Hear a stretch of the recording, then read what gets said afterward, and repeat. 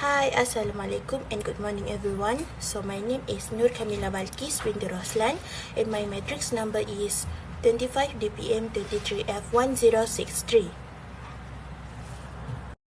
I will present the first question, which is describe how can leaders use their positional and personal power to encourage team autonomy and promote responsible decision making within the organization.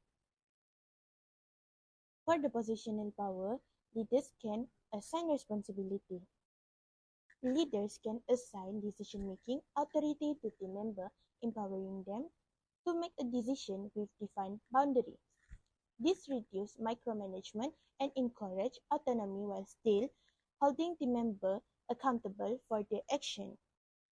For example, a leader allows the team to make decisions on project timeline but ensure they stay aligned with the overall organizational goals. The second one is setting clear objectives and boundaries. Leaders can provide clarity on goals, roles, and decision-making boundaries. This gives teams a framework within they can make decisions responsibly, knowing that they are aligned with the organizational mission. For example, a leader defines the key performance indicator for department but leaves the choice of strategy to achieve them to the team. For the personal power, the first one is building trust and empowering others. Leaders with personal power inspire trust through their action and communication. When trust is established, team members feel more confident in making decisions on their own, knowing they have the leader that can support them. For example, a leader builds trust by consistently providing support and being transparent about challenge, which encourage team members to take ownership of the decision. And the last one for the personal power is leading by example. By demonstrating responsible decision making themselves, leaders model the behavior that they want to see in their teams. When leaders show competence, confidence, and responsibility in their own decisions, team members are more likely to follow them. For example, a leader makes informed decisions after considering all of the available information and acknowledge both success and mistake, which encourage the team to take similar responsible approach in their own decision. Hi, Assalamualaikum. My name is Alia Hidayat and my matrix number is 1048. Today, I'm going to talk about how leaders can actively navigate organizational politics using influence tactics that promote honesty, respect, and collaboration. Firstly, rational persuasion is one of the most effective tools. This means leaders explain their decisions using logical arguments and clear evidence. It helps team members understand why certain actions are taken, which builds trust and reduces resistance. Second, we have consultation. Ethical leaders involve their team in planning and decision making. When employees are a part of the process, they feel empowered and take greater ownership of their responsibilities. And the next one is inspirational appeals. Can be very powerful. Leaders connect tasks to the team values or goals can inspire motivation and pride. Another approach is invitation. For example, offering genuine praise or appreciation before making a request. This helps make interaction feel more positive and respectful. We also have exchange tactics, where leaders offer something in return, like time, support, or small rewards, to encourage cooperation. This maintains fairness and balance in the workplace. On the other hand, ethical leaders avoid negative tactics. They stay away from using pressure, threats, or forming exclusive coalitions that divide people.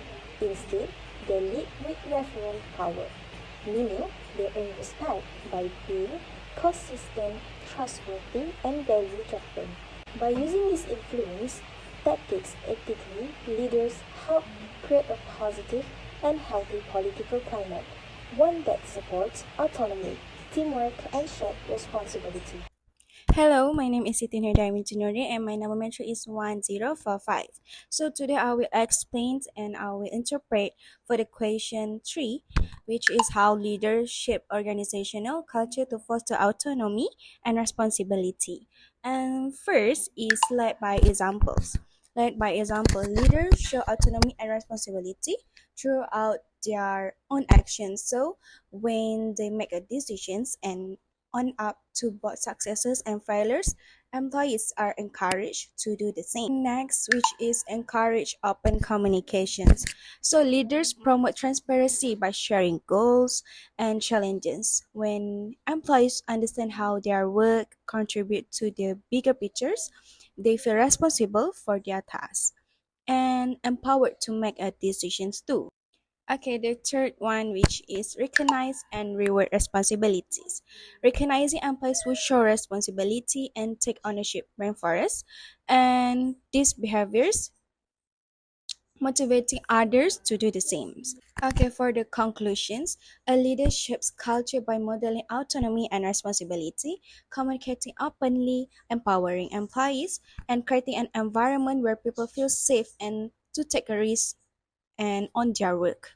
And this helps foster a culture where the employees at all levels are accountable and act independently, leading to more engaged and productive workforce. So that's all from me. Next, my name is Karina Atiram Tinazri. My metric number is 25 TPM 23 F1043. And I will explain question T. Justify leadership approaches can be applied to implement organizational change while preserving employee autonomy and ensuring responsible practices. Number one is adaptive leadership justification. Adaptive leaders help teams confront challenges and adjust to changing environments without prescribing fixed solutions. They encourage experimentation, learning, and decentralization, which preserve autonomy. This method promotes resilience and responsibility by empowering individuals to own change processes. Number two is distributed shared leadership justification. Distributed leadership decentralized authority, allowing leadership roles to emerge across various levels of the organization. This empowers individuals and teams to lead within their scope, aligning perfectly with autonomy and shared responsibility. It ensures that leadership isn't concentrated in one figure but becomes a collective capability. Number three is value based leadership justification. This approach emphasizes aligning leadership behavior and decision with core organization values such as respect, integrity, and collaboration.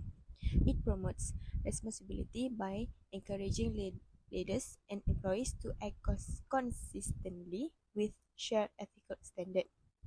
And autonomy is preserved because employees are are trusted to make decisions based on these common values.